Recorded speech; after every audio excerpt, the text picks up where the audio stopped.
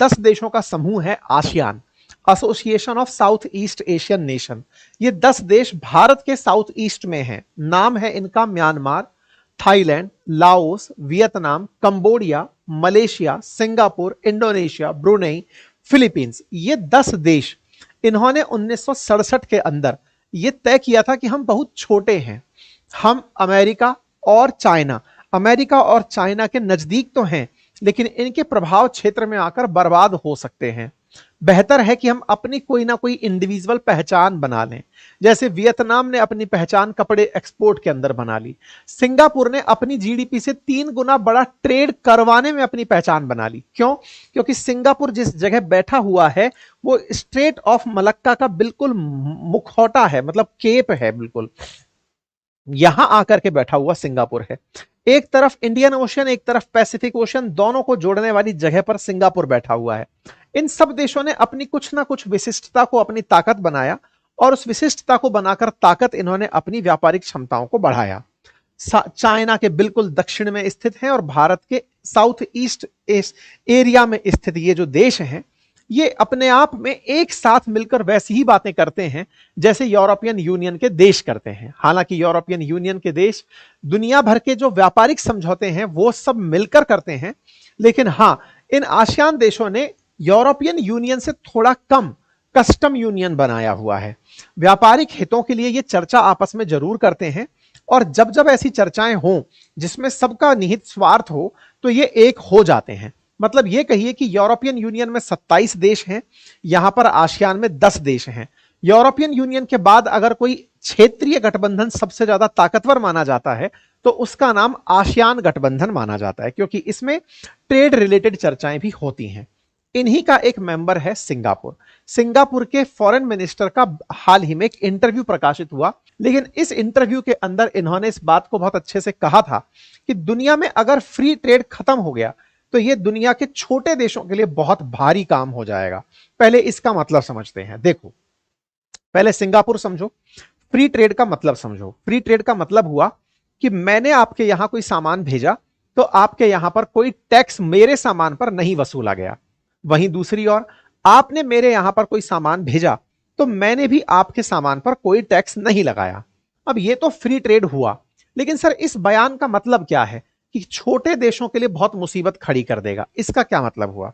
अब समझो, अगर हम सिंगापुर की बात करें, छोटा देश है मतलब अमेरिका के न्यूयॉर्क सिटी से भी छोटा देश है, ठीक है। अब छोटा देश मतलब एक सिटी से छोटा देश है कोई।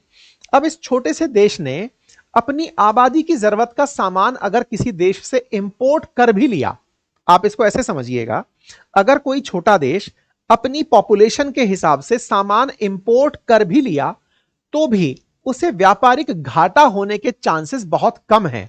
आप पूछेंगे ऐसा क्यों? भाई, खुद की आबादी कम है तो उसकी जरूरतों को पूरा करने के लिए कोई देश अगर सामान भेजता भी है तो कितना भेज लेगा? एक्सपोर्ट और इंपोर्ट में इतना कितना डिफरेंस क्रिएट कर देगा? मतलब इसकी आबादी को ये अपने लिए एक प्रकार की ताकत मानते हैं कि कम आबादी है तो हम पर इंपोर्ट बिल ज्यादा नहीं हो सकते। भारत के बारे में चर्चा करिए। भारत के पास दुनिया की सबसे ज्यादा आबादी है, ऐसे में हम दुनिया का सबसे बड़ा बाजार हैं, ऐसे में हम सबसे ज्यादा इंपोर्ट करते हैं। हमें डर किस बात का होता है? हमें डर इसी बात का होता है कि हमारी इस आबादी के भरण पोषण के लिए अगर हम वस्तुओं का इंपोर्ट करने लगे और इंपोर्ट करते करते होगा ये कि हम अपना खजाना खाली करते चले जाएंगे, तो हमारी जनसंख्या जो है वो हमारे लिए इनकी जनसंख्या की तरह बिल्कुल अपोजिट है। हमारी जनसंख्या हमारे लिए जिम्मेदारी बन जाता है कि कल को इस जनसंख्या को देखकर कोई अपने देश में यानी हमारे देश में माल फेंकने ना लग जाए।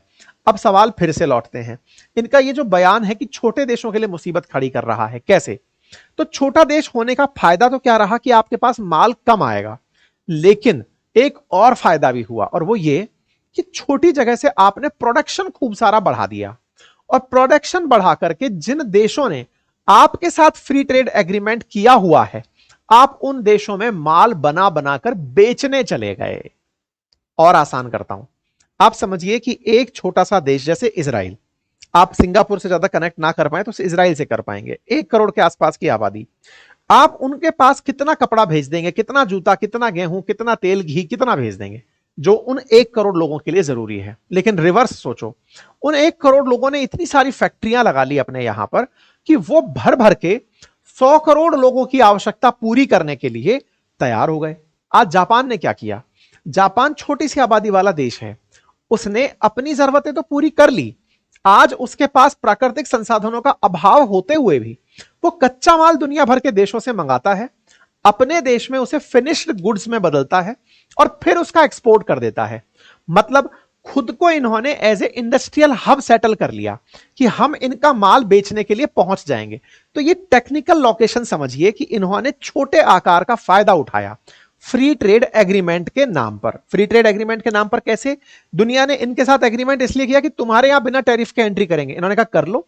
इन्हें फायदा किस बात का था? इन्हें फायदा इस बात का था कि फ्री ट्रेड के नाम पर उस बड़े देश में इनके माल की एंट्री आसान हो जाएगी। बस इसके चलते छोटे देशों की लॉटरी लग गई। सिंगापुर जैसे देश रातों रात अमीर बन गए। अमीर किस बात पर?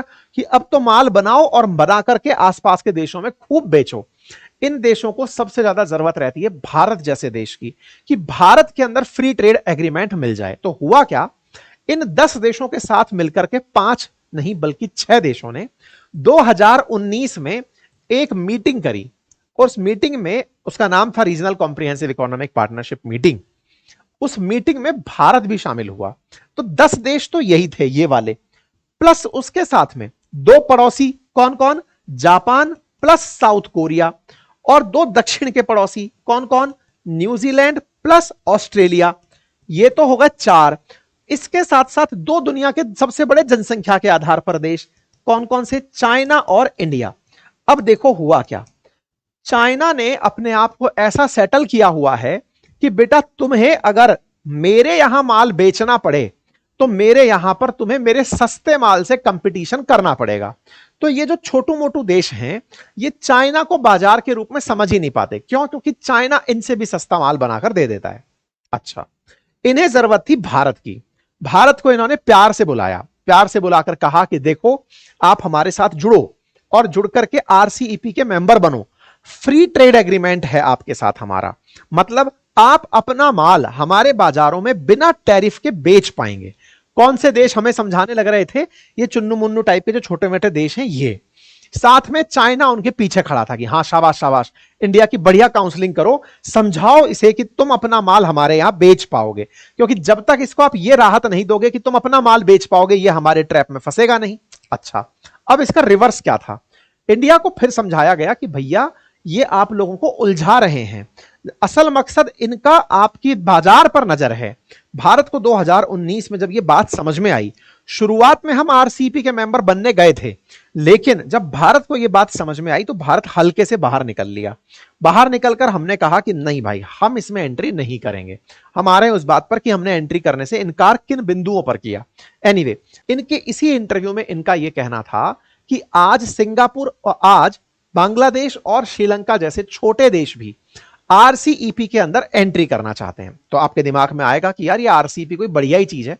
हमने कहा बिल्कुल है, आरसीईपी इन 15 देशों का, आसियान प्लस 5 देशों का एक समूह है जिसमें कभी भारत भी शामिल हो सकता था।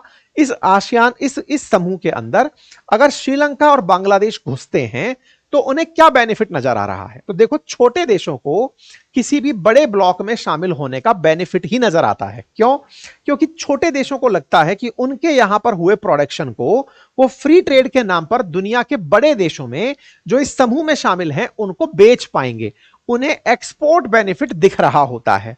बांग्लादेश और श्रीलंका लगातार आरसीईपी में आने की डिमांड कर रहे हैं। यह आरसीईपी 2022 में बनकर तैयार हुआ था।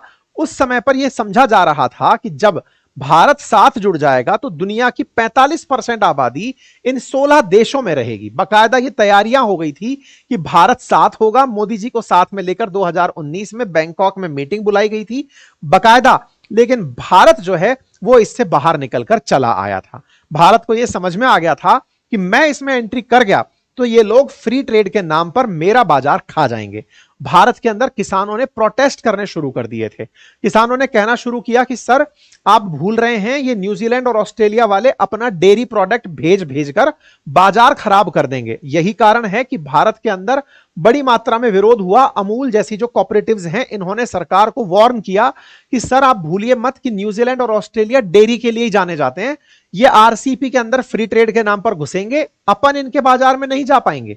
इन्होंने तो मवेशियां इतनी पाल रखी हैं कि इनको अपना घी दूध हमारे बाजार में बेचना है, इसलिए ये आपको आरसीईपी में लेकर आ रहे हैं। तो भारत समझदारी से इस आरसीईपी के चंगुल से बाहर निकलकर आया। सिंगापुर के फॉरेन मिनिस्टर ने एक और बात कही कि सर देखो, एक तो हम जैसे देशों के लिए आरसीईपी जरूरी है और एक हमारे लिए ट्रांस पैसिफिक पार्टनरशिप जरूरी है। अभी ट्रांस पैसिफिक पार्टनरशिप क्या है? असल मायने में आसियान कंट्रीज को चाहिए कि ये जो सामने वाले पैसिफिक ओशियन के सामने वाले देश हैं, Canada, USA, Mexico, Peru and चाइल, इन देशों के साथ मिलकर के हम बढ़िया व्यापार करें, क्योंकि अल्टीमेटली इन छोटू मोटू देशों की एक ही डिमांड है कि हम अपना सामान कितना आसानी से एक्सपोर्ट कर पाएं, इनके ऊपर इंपोर्ट का कोई लफड़ा नहीं है। अब आप पूछेंगे कि बेचारे ट्रंप को जबरदस्ती बर्बाद कर रहे हो, जबरदस्ती बेचारे को ट्रोल कर रहे हो कि ट्रंप के चलते ये लोग एक हो रहे हैं, फ्री ट्रेड की बात कर रहे हैं। देखो, ट्रंप उस समय भी समझदार थे। 2017 में ट्रंप ने अपने आप को ट्रांस पैसिफिक पार्टनरशिप से बाहर कर लिया था। उनने कहा देश बड़ा हमारा है, हम फ्री ट्रेड एग्रीमेंट तुमसे कर लें ताकि तुम बिना टैरिफ के माल हमारे देश में घुसा पाओ। नहीं होगा। ट्रंप ने इसीलिए एक बेसलाइन टैरिफ 10% की व्यवस्था की है, जिससे सिंगापुर बिल्कुल उल्टा पुल्टा पड़ा है कि भाई मेरे माल पर अब पैसा लगेगा। आरसीईपी और सीपीटीटीटी यानी कि comprehensive and progressive trans Pacific partnership छोटे देशों के लिए तो बहुत बढ़िया चीज है, लेकिन बड़े देशों के लिए अच्छी चीज नहीं है।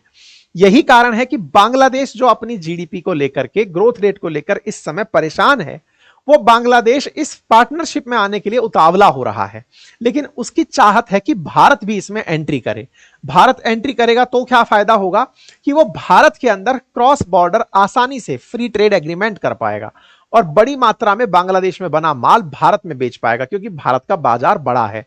तो हमें अपने लूप में लेने के लिए बहुत से देश फ्री ट्रेड एग्रीमेंट के नाम पर लगे हुए हैं। इन्होंने शेख हसीना के टाइम पर भी ये खूब ट्राई बांग्लादेश के द्वारा किया गया था, लेकिन बांग्लादेश को ये रियलाइज है कि अगर वो इसमें घुसता है तो उसे भी एक बड़ा नुकसान हो सकता है। और वो क्या है? बांग्लादेश हाल ही में अपने कपड़े उद्योग के कारण दुनिया की पटल पर दिखाई देने लगा था। यहां से बना हुआ कपड़ा जबरदस्त तरीके से दुनिया के अंदर एक्सपोर्ट होता है। कपड़ा उद्योग में इन दिनों वियतनाम का भी तगड़ा नाम चल रहा है। कपड़ा उद्योग भारत में बांग्लादेश के साथ हुए फ्री ट्रेड एग्रीमेंट के चलते बांग्लादेशी कपड़ा भारत में भी खूब बिकने आता है, इसलिए भारतीय बाजार को नुकसान भी बहुत होता है। लेकिन अगर ये ब्लॉक में आरसीईपी में घुसता है तो वियतनाम का बना कपड़ा जो सस्ता कपड़ा है वो बांग्लादेश के कपड़े को पीट देगा। बांग्लादेश के लिए आरसीईपी एक दुधारी तलवार की तरह है, लेकिन फिर भी बांग्लादेश उम्मीद इसलिए लगाए बैठा है कि उसे दुनिया के 15 देशों के अंदर बिना टैक्स के एंट्री मिल जाएगी। ट्रंप खामखा बदनाम है। ट्रंप यही तो कहते आए थे कि तुम लोग मेरे माल के ऊपर टैरिफ लगाते हो और खुद आपस में जीरो टैरिफ पर व्यापार करते हो। अगर करना है तो जीरो टैरिफ मेरे साथ भी लगाकर व्यापार करते, तो फिर मैं ऐसी स्थितियां तुम लोगों की नहीं होने देता। हालत यही बांग्लादेश के साथ साथ श्रीलंका की है। इनकी सबसे बड़ी चाहत है कि भारत इनके साथ एंट्री कर जाए, ताकि ये भारत में अपने यहाँ का चाय और जो भी इनके यहाँ का प्रोडक्ट है, चाहे मछली है, चाय है, कपड़ा है, उसको ये भारत में एक्सपोर्ट कर सकें। श्रीलंका भी आरसीईपी में घुसना चाहता है ताकि वो अपने माल को मैंने कहा ना, छोटे देशों के लिए फ्री ट्रेड एग्रीमेंट बड़ी उपलब्धि होता है। वो अपने यहां से बने सामान को दुनिया के बड़े देशों में बेचकर बढ़िया मुनाफा कमाते हैं। यही कारण है कि श्रीलंका उतावला हो रखा है और आरसीईपी इन दोनों ही देशों को आने नहीं दे रहा है कि बेटा हम तुमको आने दिए तो तुम लोग फ्री ट्रेड एग्रीमेंट के नाम पर अपना माल डंप करने लगोगे। खैर, कुल मिलाकर यह तो कहा जा सकता है कि दुनिया में सारे रिश्ते धन से हैं और इन धन के रिश्तों में ट्रंप का जो ये टैरिफ कार्ड है, इसने उन छोटे देशों की वास्तव में हालत खराब कर दी है, जो देश अमेरिका जैसे देशों को सामान बेचकर अमीर हुए थे या फिर अमेरिका जैसे देशों के बदौलत मार्केट को अपने लिए फ्री ट्रेड में यूज करके फायदे का सौदा बना गए थे। अब देखना होगा कि आने वाले समय में अमेरिका के साथ हो रहे इस ट्रेड को रोकने के लिए बन रहे इस आरसीईपी ने क्या वाकई में ब्रिक्स की तरह धमकी झेलनी है? क्योंकि पहले भी ट्रंप इनको धमका चुके हैं ब्रिक्स नेशंस को कि मेरे खिलाफ कोई गुटबंदी मत करना, और अब अगर ये आसियान देश के साथ साथ आरसीईपी कंट्री से कुछ ऐसा गठबंधन बनाएं जिससे ट्रंप को ये लगे कि ये अपने टैरिफ को काउंटर कर रहे हैं या व्यापार को कंपनसेट कर रहे हैं, तो ट्रंप इस पर क्या रिएक्शन देंगे आने वाला समय बताएगा। बाकी आप मुझे कमेंट बॉक्स में यह बताइए कि क्या भारत को आरसीईपी में शामिल होना चाहिए था? इस तरह से सोचकर बताइएगा कि अगर भारत शामिल होता तो हमारा माल सस्ते में बहुत सारे देशों तक पहुंचता। क्या हमारे लिए एक्सपोर्ट के अवसर लेने चाहिए थे या अपने बाजार को यूज होने से रोकना चाहिए था? भारत ने आरसीईपी में जाकर सही, इस आरसीईपी में ना जाकर अच्छा किया या बुरा किया? अपनी राय कमेंट बॉक्स में जरूर बताइएगा। फिलहाल के लिए इतना ही। जानकारी पसंद आई हो तो साथियों से जरूर साझा करें।